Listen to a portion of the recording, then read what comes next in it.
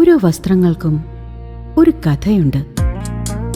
ആഘോഷത്തോളം വളർന്ന സ്വപ്നങ്ങളുടെ കഥ. Beauty silks. വാക്കുകൾ നിശബ്ദമാകുമ്പോൾ വസ്ത്രങ്ങൾ സംസാരിക്കട്ടെ. കാലവർഷം എത്തുന്നതിന് മുന്നോടിയായി പകർച്ചവ്യാധികൾ തടയുവാനുള്ള മുൻകരുതൽ നടപടികളുമായി വടക്കാഞ്ചേരി നഗരസഭ.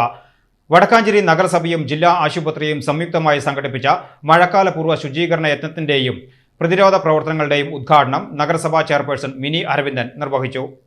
ഓരോ സാനിറ്റേഷൻ കമ്മിറ്റിയും ഓരോ ആഴ്ചയിൽ അവരുടെ പ്രവർത്തനങ്ങളെല്ലാം വിലയിരുത്തിക്കൊണ്ട് അതിൻ്റെ നേതൃത്വം നൽകുന്നവർ എന്തെല്ലാം ഈ വാർഡിൽ ഈ ഒരാഴ്ച ചെയ്തു, നമ്മൾ അങ്ങനെ ഒരു ഡ്രൈ ഡേ ആചരിക്കുന്നവർ തന്നെയാണ്.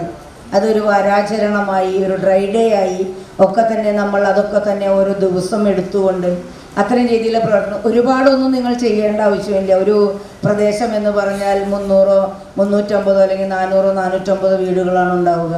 അത് നമ്മൾ ക്ലസ്റ്ററാക്കി തിരിച്ചുകൊണ്ട് ആ കുറച്ച് സ്ഥലം ഈ വെയിലും ഒക്കെ മാറ്റി വെച്ചുകൊണ്ട് അതിരാവിലെ ഇറങ്ങുക അല്ലെങ്കിൽ ഉച്ചയ്ക്ക് ശേഷം ഇറങ്ങുക. നമ്മളുടെ ആരോഗ്യം സംരക്ഷിക്കണമെന്ന് ഞാൻ നേരത്തെ തന്നെ പറഞ്ഞു കഴിഞ്ഞു.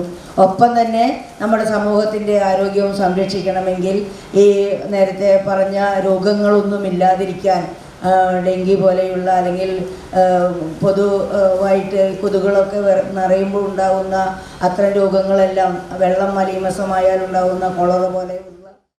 നഗരസഭാ പരിധിയിലെ ശുചീകരണ പ്രവർത്തനങ്ങൾ പൂർത്തിയായ സാഹചര്യത്തിൽ പ്രതിരോധ പ്രവർത്തനങ്ങൾ ജനങ്ങളിലേക്ക് എത്തിക്കുന്നതിനായുള്ള വളണ്ടിയർ പരിശീലനവും ഇതിന്റെ ഭാഗമായി നടന്നു.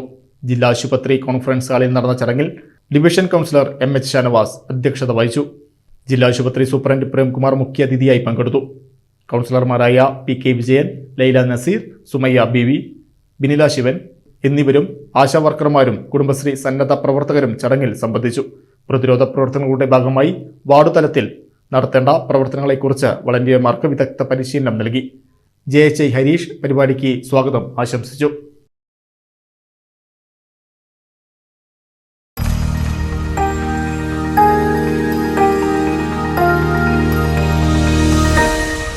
You are watching VCV News.